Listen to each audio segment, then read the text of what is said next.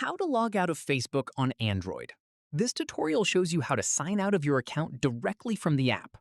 First, open the Facebook app on your Android device.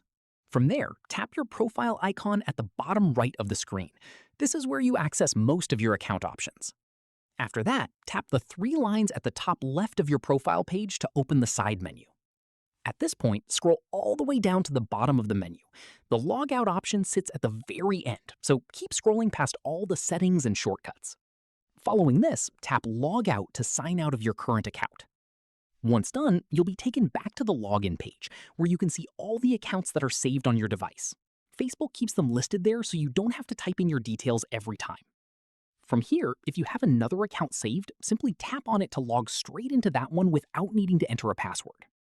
That's how you log out of Facebook on Android. If this was helpful, give it a like, subscribe for more Android tutorials, and tap the bell so you never miss one. See you in the next one.